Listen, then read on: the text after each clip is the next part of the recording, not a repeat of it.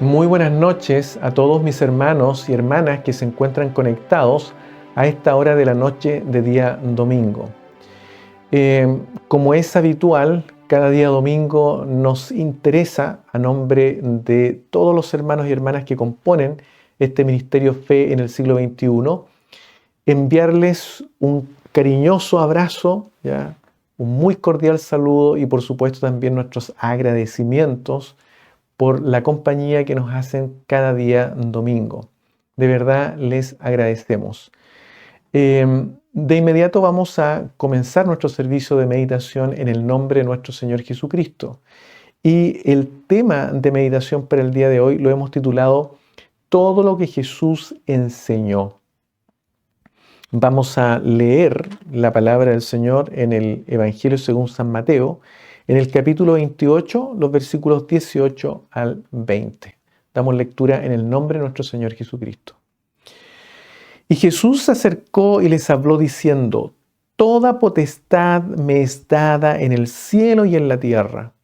Por tanto, id y haced discípulos a todas las naciones, bautizándolos en el nombre del Padre y del Hijo y del Espíritu Santo, enseñándoles que guarden todas las cosas que os he mandado. Y he aquí, yo estoy con vosotros todos los días, hasta el fin del mundo. Amén. Vamos a agradecer al Señor por esta maravillosa palabra y también para que Él dirija este servicio. Bendito Dios y Padre Santo Celestial, gracias te damos, Señor amado, en esta hora por esta hermosa palabra que usted pone delante de nosotros. Dios mío, una palabra conocida, pero en esta noche usted desea que comamos de ella una vez más. Yo te ruego, Padre bendito, que usted, a través de su Santo Espíritu, que habita en todo lugar, tanto en el hogar de los hermanos que escuchan, como también en este lugar, Señor, esté trabajando junto a nosotros internamente en nuestras vidas, abriendo nuestro corazón, Dios mío, para recibir esa edificación que necesitamos y que sin duda su palabra puede brindarnos. Bendito Dios, yo te ruego también que tú abras mi alma y deposites en mí esas palabras, Padre amado, que usted desea expresar a cada uno de sus hijos. Bendito Dios, también te rogamos por aquella lista de hermanos que se encuentran allí registrados y también hermanas, Señor, que están enfermos, están delicados, están pasando situaciones en la vida un poco difíciles, Señor amado. Yo te ruego, Padre bendito, que tú, Dios mío, envíes tu gracia a sus vidas de tal manera que ellos puedan sobrellevar todo aquello que están viviendo. Nuestras oraciones por ellos, Padre amado, te los presentamos en esta hora. Ahora, Padre amado, te rogamos tu bendición sobre cada uno de nosotros. Dios mío, aliméntanos, estamos deseosos de escuchar de tu palabra. Todo te lo rogamos en el nombre de Jesucristo nuestro Salvador. Amén.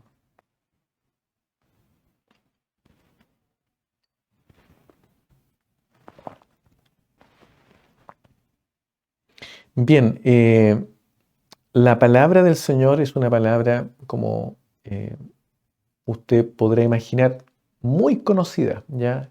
Seguramente usted ha escuchado muchas exhortaciones, sermones, estudios, predicaciones a través de esta palabra que es maravillosísima. Y es una palabra que describe nuestra misión, mis hermanos, como cristianos. Aquí el Señor claramente nos indica cuál es nuestra labor como cristianos. Fíjense ustedes que en Estados Unidos, en el año 1990, las estadísticas indicaban que el 90% de la población se consideraba cristiana en Estados Unidos. Este año las estadísticas indican que ese porcentaje cayó a un 64%. O sea, solamente el 64% de la población se identifica como cristiano. en general, ¿ya? Y hay proyecciones, mis hermanos, que dicen que el año 2070, aquí en Estados Unidos, este porcentaje va a caer al 50%. De verdad, mis hermanos, que el secularismo está cada vez introduciéndose y creciendo más y más, por lo menos en esta nación.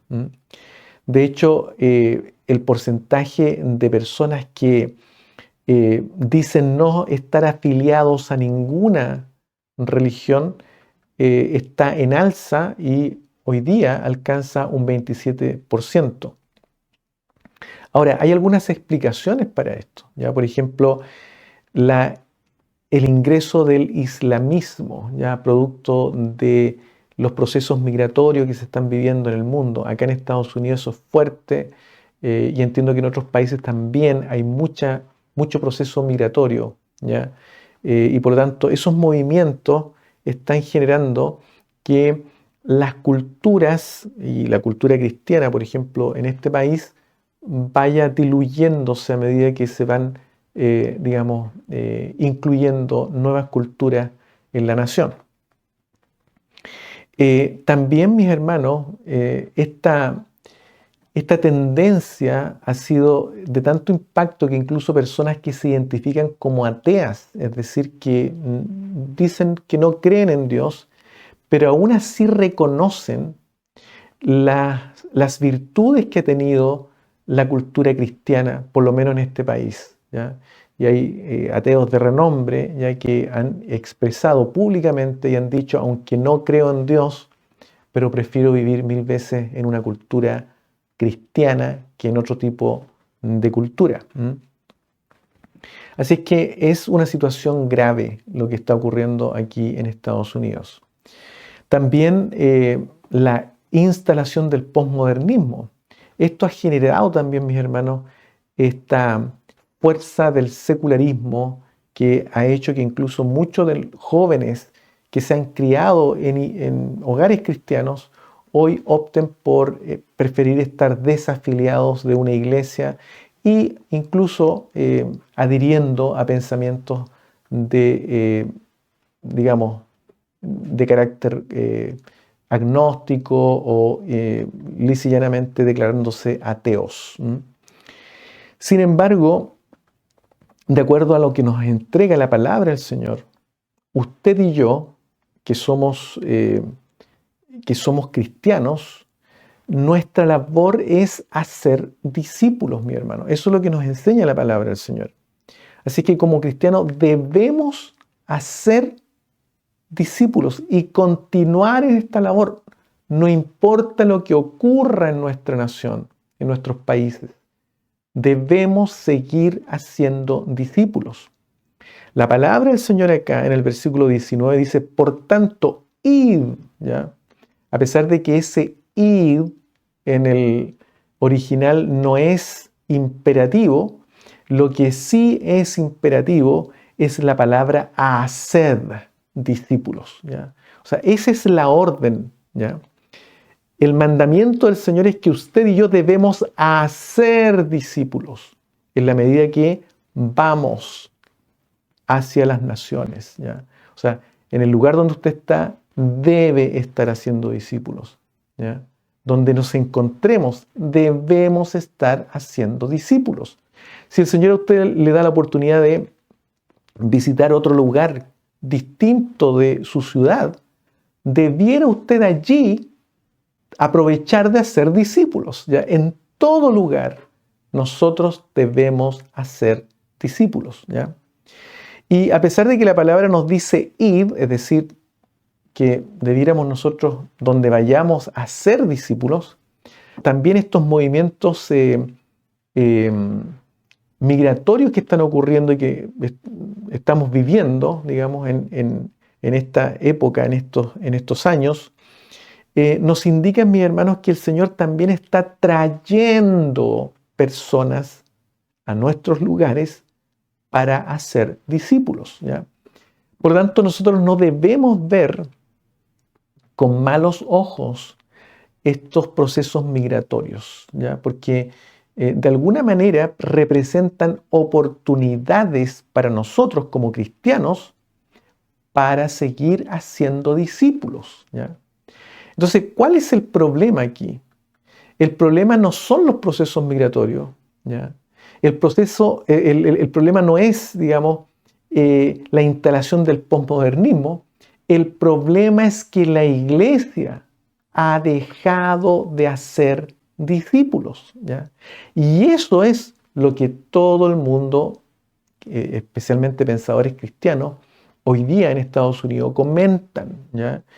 Que la iglesia, digamos, el cristianismo ha dejado de hacer discípulos, ¿ya? Por lo menos acá en Estados Unidos. A lo mejor en su país esto pudiera ser diferente, pero yo me atrevería a decir que en todo el occidente, que comprende Europa y Estados Unidos, digamos, América del Norte, América Central y América del Sur, está ocurriendo este fenómeno. De alguna manera, el cristianismo ha sido influenciado de tal forma que ha dejado de hacer discípulos, ¿ya? Ahora, cuando nosotros queremos hacer discípulos, y esto es muy importante, mis hermanos, tenemos que pensar en el ejemplo de Jesucristo. El Señor Jesucristo, en su ministerio, Él hizo 3 cosas, ¿ya?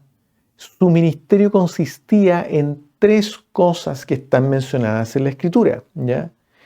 Él se dedicó, mis hermanos, en su ministerio a enseñar, ¿ya? Lo otro que él hizo también fue proclamar. Y lo tercero fue manifestar, ¿ya? Él enseñaba las cosas del Señor, él proclamaba, es decir, anunciaba, predicaba, pero también él manifestaba el poder de Dios. 3 cosas que él hacía en su ministerio cuando él estuvo aquí en la tierra. Y esas son las cosas que nosotros también tenemos que aprender de él.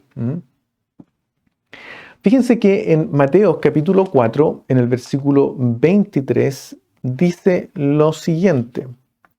Dice, y recorrió Jesús toda Galilea, mire lo que dice acá, enseñando en las sinagogas de ellos. ¿Se da cuenta? Una labor que hacía él en su ministerio. Y predicando el evangelio del reino, es decir, proclamando, anunciando. Y lo tercero, y sanando toda enfermedad y toda dolencia en el pueblo. ¿Se da cuenta? 3 cosas que hacía el Señor Jesucristo en su ministerio. Y también en el capítulo 9, versículo 35, enfatiza en lo mismo. Dice, recorría Jesús todas las ciudades y aldeas, enseñando en las sinagogas de ellos y predicando el evangelio del reino y sanando toda enfermedad y toda dolencia en el pueblo. ¿Se da cuenta? 3 cosas. Él enseñaba, él proclamaba y también él manifestaba el poder de Dios, ¿ya? Ahora, hay algo muy interesante, ¿ya? Por eso que es importante que usted ponga atención. Esas son las 3 labores que hacía el Señor en su ministerio y son las 3 cosas que Él desea que usted y yo hagamos. Y por eso es que Él nos equipa para eso, porque somos sus discípulos, ¿ya? Pero fíjense que hay algo muy interesante. Si usted revisa, por ejemplo, yo no voy a leer todas las citas bíblicas, simplemente voy a mencionar, pero si usted va, por ejemplo, a Mateo, en el capítulo 10, Mateo capítulo 10, del versículo 5 al 15, ahí se habla acerca de la misión de los 12, ¿ya? Y por supuesto eso también está en Marco capítulo 6, del versículo 7 al 13, Lucas capítulo 9, del versículo 1 al 6. Ahí se describe cómo Él envía a sus 12 discípulos. Pero fíjense ustedes, si ustedes leen este pasaje, o los 3 pasajes, se van a dar cuenta que Él no les dice ni les instruye a que enseñen. Solamente les dice que deben proclamar y deben manifestar. Y Él le entrega autoridad para proclamar el Evangelio o predicar o anunciar y manifestar el poder de Dios. 2 cosas, no 3, solamente 2 cosas, mis hermanos. Cuando el Señor Jesucristo manda también a los 70, que fue el tópico del cual hablamos el domingo pasado, también a esos 70 que los envía a las ciudades, ¿no es cierto? Y a las aldeas, los envía con la misión y los autoriza solamente a anunciar, ¿ya?, el Evangelio del Reino y también a manifestar el poder de Dios. Por eso que ellos llegaron, pero contentos de que incluso hasta los demonios se les sujetaban. Una manifestación gloriosa del poder de Dios. Sin embargo, mis hermanos, después que el Señor Jesucristo murió en la cruz y resucitó victorioso de la muerte, mi hermano, Él ahora, después de aquello, comisiona a sus discípulos y le entrega, mis hermanos, ahora autoridad, no solamente para predicar el Evangelio, no solamente para manifestar el poder de Dios, sino que también para enseñar, mis hermanos. Y esto es muy profundo, mi hermano. Porque Jesús te envía ahora, y ahí es donde entramos usted y yo, nos envía a 3 cosas. A realizar el ministerio completo que Él hacía, ¿ya?, que es anunciar la palabra del Señor, manifestar el poder de Dios y también enseñar, ¿ya? Y esta palabra, enseñar, mi hermano, con la cual, o a lo cual Él nos autoriza a realizar, porque por eso dice, toda potestad me es dada en el cielo y en la tierra, producto de esta victoria que Él obtuvo, ¿ya? Toda potestad me es dada en el cielo y en la tierra. Por lo tanto, dice, id y hacer discípulos, sumergiéndolos en esta comunidad trina y enseñándoles. Nos da autorización para enseñar. Nos da autoridad para enseñar, ¿ya? Y enseñar a que guarden. Esa palabra es muy especial porque Él nos está diciendo que debemos enseñar a hacer, mi hermano. Nosotros debemos enseñar a hacer, ¿ya? No es algo teórico, es enseñar a hacer. Por eso que es tan importante y necesitamos la autoridad de Dios para esto. Eso significa que primero usted y yo debemos hacer, porque tenemos que entender lo que nosotros enseñamos, ¿ya? Cuando el Señor nos habla de enseñar a otros, esto implica que nosotros debemos entender, mi hermano. Debemos entender lo que vamos a enseñar. Y para poder entender necesitamos conocer. Por eso que es tan importante el conocimiento. El Señor, a través de su palabra, nos entrega conocimiento que debemos entender. Y la palabra entender implica que yo pongo por obra ese conocimiento y es práctico, lo aprendo. No es solamente un conocimiento teórico, es práctico. Y por eso que puedo enseñar y tengo autoridad para enseñar. Por eso, mis hermanos, es que la autoridad, cuando muchas veces se dice que una persona tiene autoridad para enseñar, eso no significa, y por favor no se confunda, eso no significa esa persona tiene autoridad para enseñar. ¿Por qué? Porque levanta la voz, ¿ya?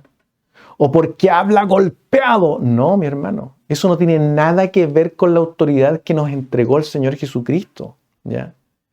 Tampoco significa tener autoridad el que esté en un cargo elevadísimo dentro de una congregación y por eso tengo autoridad para enseñar. No, mi hermano, la posición nos da autoridad, ¿ya?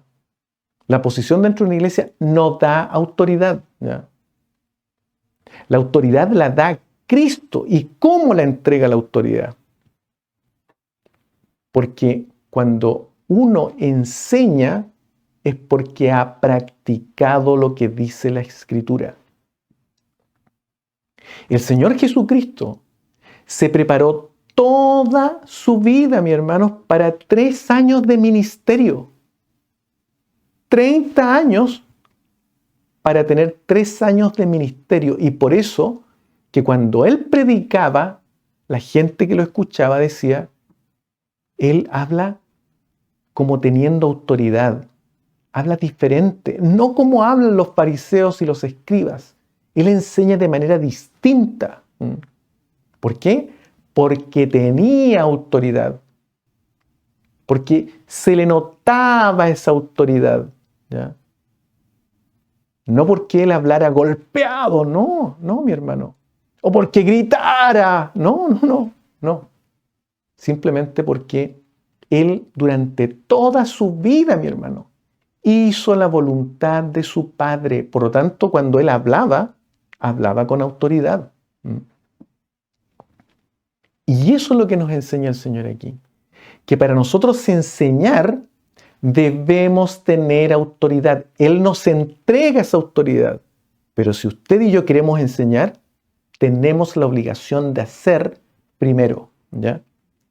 Fíjense lo que dice acá en Hechos, en el capítulo 1, versículo 1. ¿Ya? Vamos a leer ese versículo que es muy decidor.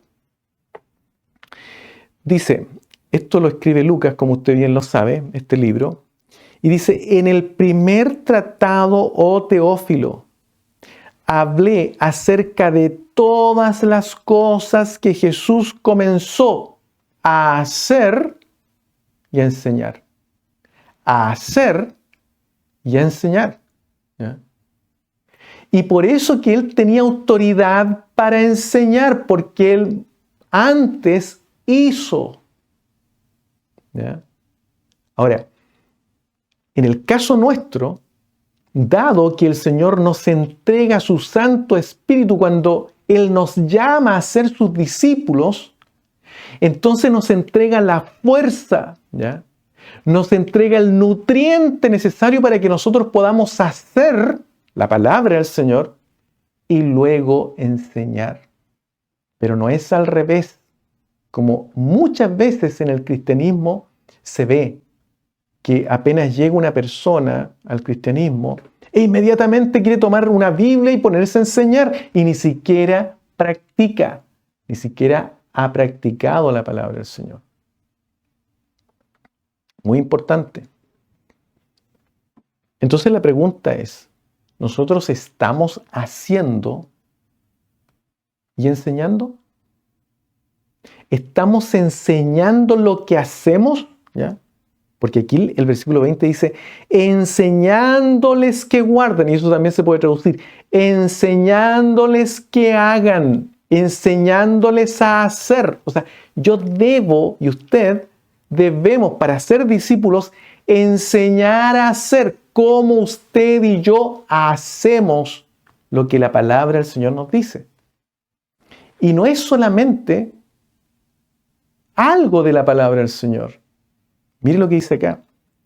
Enseñándoles a hacer todas las cosas que os he mandado. Es decir, todo lo que Jesús enseñó. Esto es fuerte, mi hermano. Y por eso es que usted y yo debemos saber todo lo que Jesús enseñó. Y la pregunta es, ¿usted y yo sabemos todo lo que Jesús enseñó? Porque todo lo que Jesús enseñó, debemos estar practicándolo, haciéndolo. Y mientras lo hacemos, entonces debemos, cuando hacemos discípulos, ir enseñando. Así es como yo lo hago. Así es como el Señor me lo enseñó. Así es como lo aprendí. Esto es lo que yo practico. ¿Se da cuenta? Muchas cosas interesantes que enseña el Señor. Qué importante es esta palabra. Conocer todo lo que Jesús enseñó. Y no solamente conocerlo, debo entenderlo. Y entenderlo ocurre cuando yo hago, cuando yo aplico. Es una manera de entender. Es la manera como se internaliza el conocimiento. ¿Ya? Y se transforma en parte de nuestras vidas. Se transforma en palabra de Dios encarnada, tal como ocurrió con el Verbo que se vino a encarnar en un cuerpo. Así también, la palabra del Señor, a través del Espíritu Santo, debe encarnarse en nosotros, en usted y en mí. Eso significa conocer, entender, ¿ya? Pero luego debemos enseñar todo lo que el Señor, lo que Jesús enseñó. Por eso que dice acá, enseñándoles que guarden todas las cosas que os he mandado. Todo. No dejes nada fuera. Por eso es tan importante esta palabra. Ahora, ¿qué fue todo lo que Jesús enseñó? Porque esa es la pregunta. A ver, pero ya está bien, esto está todo en la Biblia. Sí, está todo en la Biblia, en los evangelios. Es importante que usted vaya a los evangelios y aprenda lo que el Señor enseñó. Pero también, por supuesto, las cartas de los apóstoles también ayudan porque esas cartas, mis hermanos, elaboran mucho más las enseñanzas de Jesucristo. No las suprimen, no las cambian, las elaboran, las profundizan, las desagregan, las explican. Eso es lo que hacen las otras cartas. Pero ¿qué fue todo lo que Jesús enseñó? Y aquí es donde está el problema, mis hermanos. Porque de alguna manera el cristianismo a través de los años, y por eso que estamos viviendo esta crisis, ha tergiversado esta idea de todo lo que el Señor enseñó, todo lo que Jesús enseñó. ¿Qué es lo que se escucha? Yo anoté 3 ideas que son las que más o menos se escuchan, ¿ya? Las corrientes de mensajes que más o menos se escuchan, ¿ya? La primera es, cree en Jesús. Él murió en la cruz para que tus pecados sean perdonados y entres en el cielo ahora. ¿Ya? Esa es una línea de pensamiento que se escucha. Por lo menos aquí en Estados Unidos se escucha. ¿Ya? Y el tema de las decisiones. ¿Ya? Y cuando se predica el Evangelio, se llama a la multitud a tomar una decisión. ¿Ya? Cree en Jesús, Él murió en la cruz para que tus pecados sean perdonados y entres en el cielo ahora. Pero no le hablan de discipulado. Es una decisión ahora para que ingreses en el cielo cuando te mueras. Mis hermanos, el Señor nos ayude. Él nos bendiga, nos guarde. Sí, esto tiene algo de verdad, pero no es el mensaje completo, mi hermano. Por supuesto que el Señor murió en la cruz para perdonar nuestros pecados. Por supuesto que cuando aceptamos al Señor, mis hermanos, vamos a tener vida eterna con Él en los cielos. Claro que sí. Pero no es todo lo que el Señor enseñó. No es todo. ¿Ya? Otra línea de pensamiento que se enseña y se escucha mucho es, cree en Jesús. Él murió en la cruz para que el oprimido sea libertado. Y debes unirte a Él en esa batalla. Tú eres un oprimido en esta sociedad, únete al Señor en esta batalla. Acéptalo porque Él murió por ti. Y esta idea, mi hermano, es lo que dio origen a lo que se conoció como, o lo que se conoce aún todavía como teología de la liberación, que es parte también, mis hermanos, de lo que promueve el progresismo dentro del cristianismo de hoy, ¿ya? Iglesias que han sido dominadas por la idea progresista predican mucho esto, ¿ya? Que tiene que ver con algo un poquito más relacionado con lo social, ¿ya? Que también, mis hermanos, el Señor Jesucristo nos enseña que debemos preocuparnos de nuestros prójimos, ¿ya? El Señor nos enseña a usted y a mí que debemos amar a nuestro prójimo y tenemos que, de alguna manera, también ocuparnos de las necesidades sociales de nuestros prójimos, ¿ya? Pero eso no es todo lo que el Señor enseñó, ¿ya? Y lamentablemente esta corriente de pensamiento hoy día ha hecho estragos en las iglesias. Estragos, mi hermano, ¿ya? Así es que, mis hermanos, si bien es cierto, hay algo de verdad allí, pero en general esta corriente es muy peligrosa. Ojalá nunca llegue esta corriente dentro de su iglesia, donde usted se encuentra. Otra cosa que se escucha es: cree en Jesús, Él murió en la cruz para enrolarte en su iglesia, para que hagas lo que ella dice y ella verá que seas recibido por Dios. Es decir, preocúpate de tu iglesia, ¿ya? Acepta a Jesús, preocúpate de tu iglesia y ella se va a preocupar de ti también. Como es representante de Dios aquí en la tierra, entonces se va a preocupar de ti. Ella verá cómo, ¿no es cierto?, te presenta delante de Dios. Y esto, mi hermano, aunque usted no lo crea, es muy común.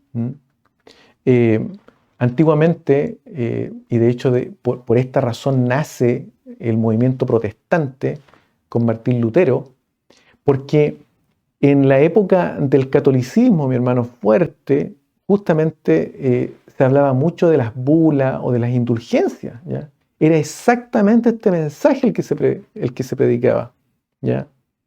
Pero hoy día también se predica algo similar, digamos, en relación a esta idea, como por ejemplo el movimiento de la prosperidad, ¿ya? Ven a dar a la iglesia, ¿no es cierto? Invierte en Dios, ¿ya? Y el Señor te va a dar mucho más dinero. Es un mensaje parecido. O, por ejemplo, el ministerio, el movimiento de la fe, ¿ya? Declara con palabras de fe, decláralo y va a ser tuyo. Esa casa que quieres allí, que está en la esquina, declárala que va a ser tuya, ¿ya? Y la vas a obtener porque Dios te la va a dar. Y nosotros como iglesia vamos a ayudarte a orar para que Dios te la entregue. Hermano, el Señor no vino por estas cosas, ¿ya? Por supuesto que el Señor nos dice, ¿no es cierto?, que debemos pedir a Él, ¿ya? Por nada estéis ansiosos, dice el Señor a través de Pablo, si no sean conocidas vuestras peticiones con toda oración y súplica. Claro que sí, que tenemos que presentar cosas al Señor en oración por nuestras necesidades, pero Jesucristo no es eso lo que enseñó, mi hermano. Él enseñaba: busca el reino de Dios y su justicia primeramente, y todo lo demás vendrá por añadidura. Por tanto, siempre se enseñan medias verdades, ¿ya? Como digo, por supuesto que nosotros tenemos que hacerle presente nuestras necesidades al Señor, pero más importante es buscar el reino de Dios y su justicia. Entonces, ¿qué es lo que muestra la Biblia? La palabra del Señor muestra un mensaje donde se nos muestra que debemos creer en Jesús, ¿ya? Porque Él sufrió en la cruz y resucitó de entre los muertos para darnos vida abundante, viviendo ahora como discípulos en el reino de Dios que está presente aquí en la tierra. Ese es el mensaje que Jesucristo vino a entregar, ¿ya? Él nos llama para que vivamos como discípulos de Él, llenos de vida abundante, porque Él dice, he venido a daros vida y vida en abundancia, dentro del reino de Dios, que habita y que está operando aquí en la tierra. Está operando allí donde usted está y donde yo estoy. Allí está operando el reino de Dios, como lo hemos dicho muchas veces ya. Y usted puede leer, yo no voy a leer estos pasajes, pero usted puede leer, por ejemplo, en Romanos capítulo 8, versículo 1 al 14, donde Pablo también habla acerca de lo mismo, mi hermano. ¿Cómo debe vivir un discípulo del Señor? ¿Ya? No debe vivir conforme a la ley de la carne. Tiene que vivir conforme a la ley del Espíritu. ¿Ya? Entonces, esto se enseña en la palabra del Señor. Ahora, un lugar donde está todo lo que el Señor enseñó, resumido, condensado, es justamente en el Sermón del Monte, ¿ya? Que se encuentra en Mateo, en el capítulo 5, hasta el versículo 7, ¿ya? Mateo capítulo 5, 6 y 7, en esos 3 capítulos, mi hermano, usted encuentra de manera condensada todo lo que el Señor vino a enseñar, ¿ya? Lo que Jesús enseñó. Y por eso es que es tan importante meditar en esos capítulos y aprender lo que el Señor dice en esos capítulos, ¿ya? Pero en esos capítulos, donde está condensadito ya el mensaje del Señor, por supuesto que el mensaje del Señor también está en todos los libros, ¿no es cierto?, de los Evangelios y del Nuevo Testamento, ¿ya? Como he dicho. Pero es como un resumen, mi hermano. Si usted quiere saber, leyendo en forma cortita, ¿ya?, todo lo que el Señor enseñó, allí está, mi hermano. Es más, gente atea, muchas veces para discutir acerca del cristianismo, se van a esos 3 capítulos a extraer ideas centrales del cristianismo, porque allí está todo lo que el Señor enseñó en forma condensada. Y como he dicho anteriormente, los apóstoles lo que hacen es simplemente elaborar más sobre eso, esa enseñanza que se encuentra allí. Sin embargo, mis hermanos, hay que entender que en la época de Jesucristo, y al igual como hoy, persisten preguntas que en esa época también filósofos, qué sé yo, personas eruditas de esa época, trataban de responder. Y esas preguntas hoy persisten, ¿ya? Por ejemplo, los griegos en esa época, ellos trataban de dar respuesta a ciertas preguntas, ¿ya? Los budistas hacían lo mismo y todavía lo hacen, ¿ya? Y tienen todo un desarrollo tratando de responder estas preguntas, ¿ya? Pero también hoy día la ciencia ha procurado dar respuesta a estas preguntas, sin embargo no ha podido, ¿ya? Han fallado. Los griegos, budistas, la modernidad.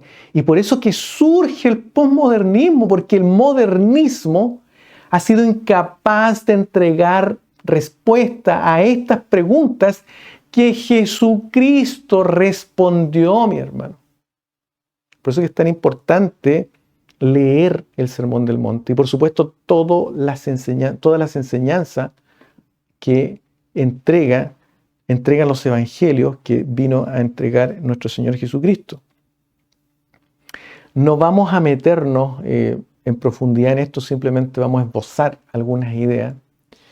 Pero una de esas preguntas es, ¿qué es la realidad fundamental? ¿Qué es la realidad fundamental? La ciencia ha tratado de responder esa pregunta. Y ellos dicen, por ejemplo, que la realidad fundamental es materia, está compuesta por átomos y partículas subatómicas, etc. Y ellos siguen dividiendo las partículas porque quieren encontrar la unidad básica de la materia y siguen particionando, ¿no es cierto?, las partículas y es la razón por la cual construyen estos grandes, mis hermanos, colisionadores de partículas, como el que está en Suecia. Acá en Illinois también hay otro colisionador de partículas, ya donde se lanzan partículas, digamos, a una velocidad increíble, ya, y se hacen chocar, y cuando ellas explotan, se desintegran y por lo tanto detectan ciertas partículas y empiezan a estudiarlas. De esa manera ellos explican la realidad. Pero el Señor Jesucristo, cuando Él viene a decir, mis hermanos, que la realidad no es material, la realidad es espiritual. Y por eso que Él enseña y dice, Dios es espíritu. Él es la realidad. La verdadera realidad, mi hermano, es que existe un Dios. ¿Ya? Esa es la verdadera realidad. Dios existe y Él es espíritu. Eso es lo básico, eso es lo fundamental. Es lo fundamental. Y por eso que Jesucristo enseña también que quienes quieran acercarse a Dios, quienes quieran adorar a Dios, tienen que hacerlo a través del Espíritu. En espíritu y en verdad. No hay otra manera, mi hermano. ¿Por qué? Porque la realidad es espiritual, mi hermano. Y nosotros, mis hermanos, somos seres que estamos conformados por dos naturalezas. Una física, que es la que nos permite experimentar este mundo físico, y otra naturaleza espiritual, que nos permite, mis hermanos, ser nutridos de Dios. ¿Ya? Y por supuesto todos sabemos que esa conexión fue cortada en el huerto del Edén. ¿Ya? Todos nosotros sabemos aquello. Pero esa es la realidad fundamental. La realidad fundamental no es física, es espiritual. Y eso usted y yo tenemos que entenderlo como discípulos del Señor y tenemos que llevarlo donde nosotros vayamos y enseñarlo a aquellos, ¿no es cierto?, que el Señor nos pone para discipular. Otra pregunta que se hacía en esa época y que todavía persiste, ¿ya?, y que no se ha podido responder es: ¿quién es aquel que posee una buena vida? ¿Ya? A ver, ¿cómo luce una persona que verdaderamente posee una buena vida? Y cuando hablamos de buena vida, hablamos de rectitud. ¿Ya? De rectitud, una persona recta, que lleva una buena vida. Jesucristo responde eso, mi hermano. Y usted lo puede encontrar en el Sermón del Monte, esa respuesta. Y por supuesto, cuando Jesús enuncia las características de una persona que posee buena vida, que era la pregunta que se hacían los griegos, ¿ya?, entonces Él presenta sus características. Él se presenta Él, porque Él lleva vida. ¿Ya? Por eso que la palabra del Señor en Juan dice, en el primer capítulo dice, y en Él estaba la vida. Y la vida era la luz de los hombres. En Él estaba la vida. Y Él comienza a expresar ciertas características que son parte de su vida. Y que ahora Él quiere que esas características usted las tenga y yo también las tenga. porque eso constituye un aprendiz, un discípulo de Jesús. Recuerden ustedes que ser discípulo del Señor significa ser aprendiz del Señor. Él es nuestro maestro, un maestro divino, mi hermano.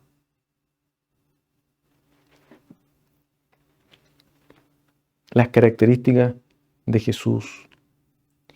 Y luego Él responde una tercera pregunta que también es una pregunta que se hacían mucho los griegos y que hoy día la gente también se hace, los filósofos, ¿ya?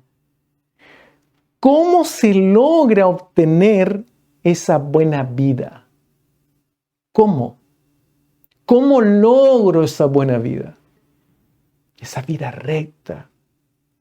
Porque todo el mundo, mi hermano, aunque no sea cristiano, aunque sean ateos, se dan cuenta de que vivimos en un mundo corrompido, ¿ya? Que nosotros como seres humanos tenemos cierta corrupción, ¿ya? Somos seres corrompidos, somos seres caídos, la maldad habita en nosotros, nuestro corazón está inclinado hacia la maldad. Y por eso ellos se preguntan esto. ¿Qué es tener? ¿O quién es aquel que tiene buena vida? Jesucristo se presenta. Esto es tener buena vida. Esto es ser recto. Y la otra pregunta, o la tercera, ¿cómo se logra obtener esa buena vida? O esa vida recta. Y también el Señor entrega la respuesta, mi hermano. Y usted la puede encontrar en el Sermón del Monte. Por eso que si tiene la oportunidad, mi hermano, de estudiar el Sermón del Monte, hágalo. Estudie el Sermón del Monte. Y básicamente allí Él enseña que es el Espíritu Santo del Señor el que transforma, el que genera el cómo usted y yo podemos avanzar en obtener esa buena vida. Y Pablo enseña exactamente lo mismo. Entonces, mis hermanos, lo que nos entrega el Señor es maravilloso y usted como discípulo debe conocer aquello, debe entender aquello. A eso el Señor lo llama, a ser discípulo de Él. Y ser discípulo de Él no significa solamente irse a parar a una calle a anunciar el Evangelio, ¿ya? Sino que también significa enseñar a otros a hacer. ¿A hacer qué? Todo lo que el Señor enseñó. A enseñarle que es una realidad y cómo yo me puedo conectar con Dios en esa realidad espiritual. ¿Cómo? El Señor lo enseña. ¿Cómo es una persona que tiene una vida recta? ¿Quién es aquello? El Señor lo enseña. Yo tengo que saberlo. ¿Y cómo se logra avanzar hacia esas características que tenía Jesucristo? Por eso Pablo dice que fuimos predestinados para ser conformados a la imagen de Jesús. ¿Cómo se avanza en eso? Es una vida de progreso, mi hermano. Es una vida de desarrollo. Ser discípulo del Señor es un estatus que el Señor entrega que permite que esa persona que es discípula del Señor vaya avanzando, avanzando, avanzando toda la vida, mi hermano. Toda la vida. Por eso es que la transformación del Señor no es una transformación que ocurre en un solo momento. Y por eso que la salvación es un proceso, ¿ya? Salvación es entrega de vida. Eso es salvación. Nosotros no teníamos vida, ahora tenemos vida. Pero eso, mi hermano, es un proceso que dura hasta la muerte. Por eso que Él me llama a ser discípulo, aprendiz, y nunca dejamos de ser discípulos. Nunca nos graduamos en esta vida. Nos graduamos cuando nosotros dejamos el escenario de esta tierra. Allí nos graduamos. Pero lo importante es que es el Señor, mi hermano, a través del Espíritu de Dios, quien va transformando la vida. Porque usted y yo no podemos hacerlo por nuestra propia cuenta. Y eso también lo dice el Señor. También lo enseña el Señor Jesucristo. Entonces, mis hermanos, si usted quiere conocer, ¿ya?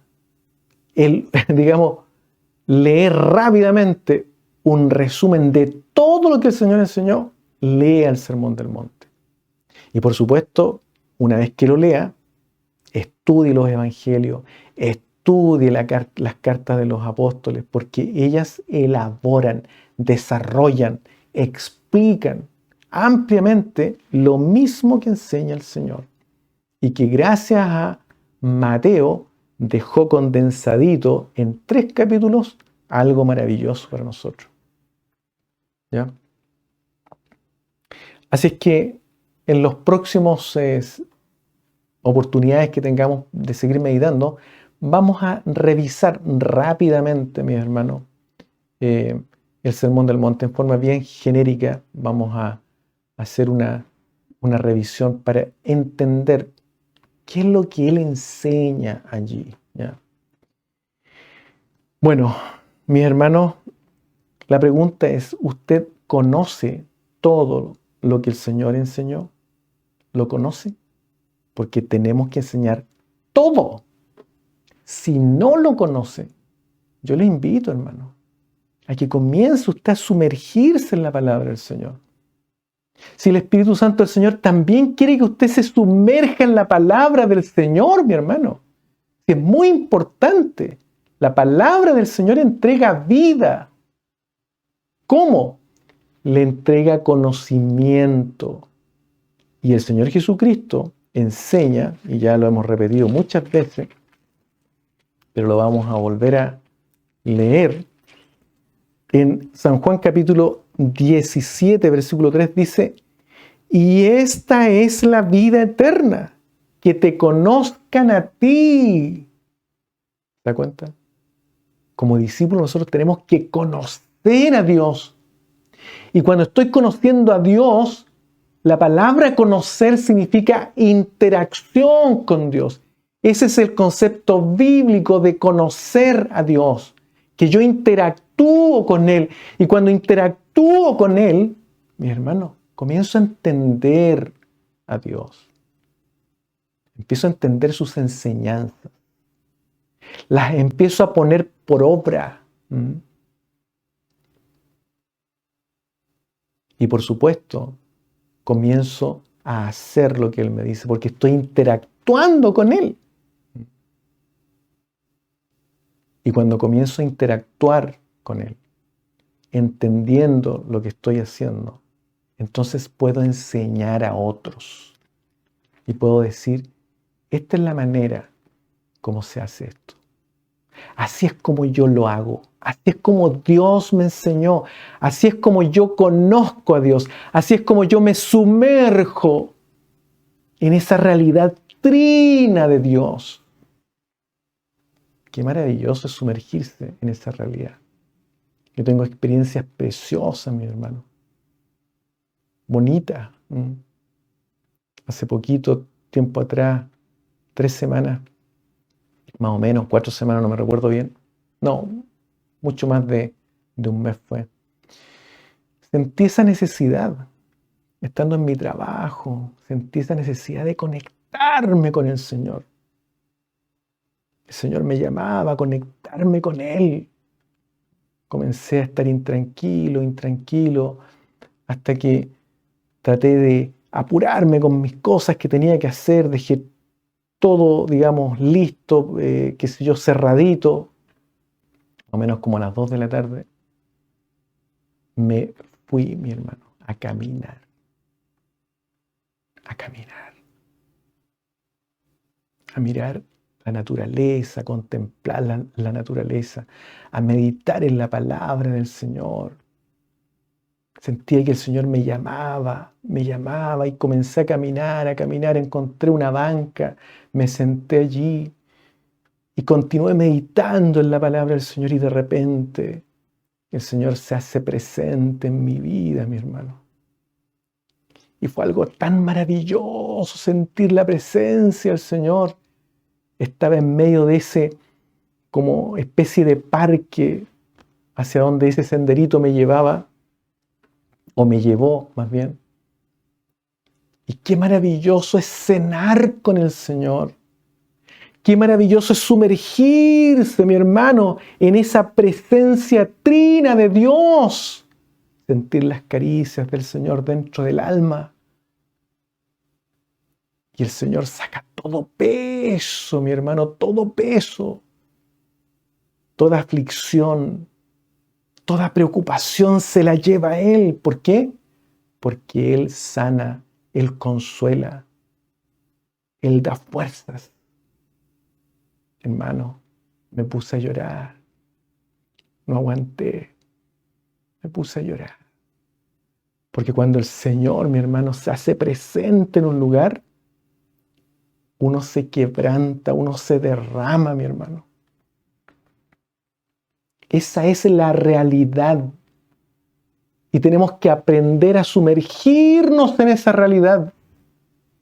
No esperar a ir a una reunión, a que se canten corito, uno tras otro, y que poco menos que empieza a haber una especie de sentimiento colectivo, donde todos se emocionan y finalmente comienzan a gritar aleluya. No, mi hermano. Es mucho más que eso. Mucho más que eso. Es importante aprender a sumergirse en la presencia del Señor, estando solos, estando solo, mi hermano, en intimidad, adorar a Dios y poder expresarle palabras de gratitud. Señor, te amo de verdad, te amo, Señor. Lo único que quiero, Señor, es servirte. Lo único que quiero, Señor, es estar conectado contigo. ¿A quién más tengo, Señor amado, aquí en la tierra? Y fuera de ti a nada más deseo sino a ti, Señor, a ti. Qué maravilloso es cenar con el Señor. Bueno, vamos a, con la ayuda del Señor, meditar en algunas cositas más adelante relacionadas con el Sermón del Monte y la importancia, mi hermano, de hacer discípulos. Ese tipo de cosas son importantes comunicárselas a aquellos que vienen aprendiendo. Eso es lo que ha dejado de comunicar el cristianismo. Y si usted es discípulo del Señor, es importante que usted tome esa labor,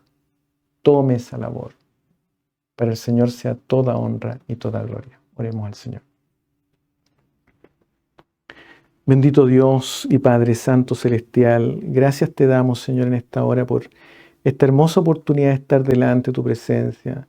Yo te ruego, Señor, que tú nos bendigas, que tú nos guardes, que tú seas con cada uno de nosotros, especialmente mis hermanos que han estado escuchando. Ayúdalos tú, Señor, sé con ellos en todo momento. Glorifícate en sus vidas, Padre amado. Yo te ruego que tú nos bendigas a través de esta palabra y nos edifiques grandemente, nos fortalezcas. En el nombre de Jesucristo nuestro Salvador. Amén. Amén.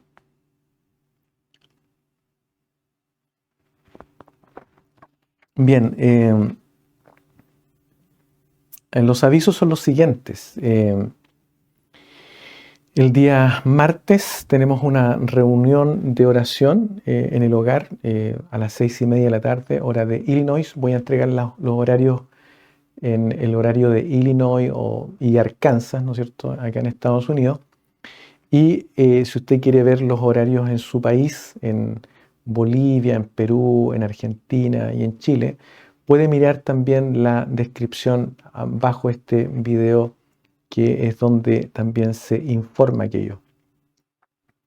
Y esta reunión de oración, mis hermanos, es para todos aquellos hermanos que están acompañándonos en este ministerio, para que oremos por este ministerio y por puertas que el Señor está comenzando a abrir, ¿ya? También el miércoles 16 les invitamos a un taller de lectura de mujeres de la Biblia, a las 8 de la tarde, hora de Illinois, vía Zoom. También el jueves 17 de octubre, tenemos una reunión de hermanos a las 8 de la tarde. Esta reunión de hermanos es una reunión de trabajo que tenemos algunos hermanos que nos reunimos. Somos poquitos, pero el Señor nos está indicando hacer ciertas cosas y nos estamos reuniendo en esa reunión para informar las actividades que estamos desarrollando. El día viernes 18 tenemos el taller de lectura bíblica a las 7 de la tarde, hora de Illinois y Arkansas, aquí en Estados Unidos. Este taller lo va a coordinar nuestra hermana Roxana Moraga y, como digo, estamos, como lo hemos comentado anteriormente, estamos leyendo el libro de Juan. Vamos a leer el capítulo 17 ese día. Muy precioso el libro de Juan. Y es una reunión vía Zoom. Y el día domingo 20 vamos a tener nuestra reunión de meditación a las 6 de la tarde. Y una reunión, un webinar de juventud a las 7 de la tarde, vía Zoom.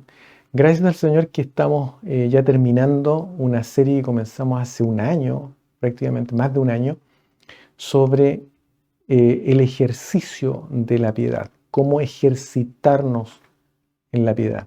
Y gracias al Señor hemos estado con nuestros hermanitos jóvenes que nos reunimos, practicando todos esos ejercicios que nos enseña también la Escritura que debemos hacer.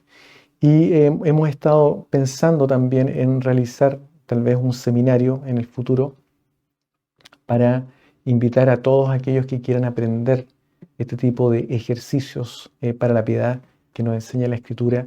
Vamos a informar oportunamente acerca de aquello.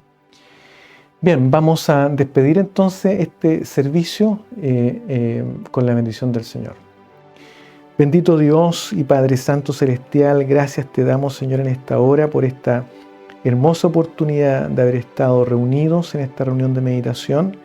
Yo te pido una bendición muy especial sobre cada uno de mis hermanos que ha tenido la oportunidad de escuchar, como así también aquellos, Señor amado, que van a tener la oportunidad de ver esta grabación en los próximos días. Señor, edifica tú a través de tu palabra, como así también bendice, Señor amado. Abre los cielos y derrama esa bendición especial en cada uno de mis hermanos que tenga la oportunidad de escuchar esta meditación. En el nombre de nuestro Señor Jesucristo te lo rogamos. Amén.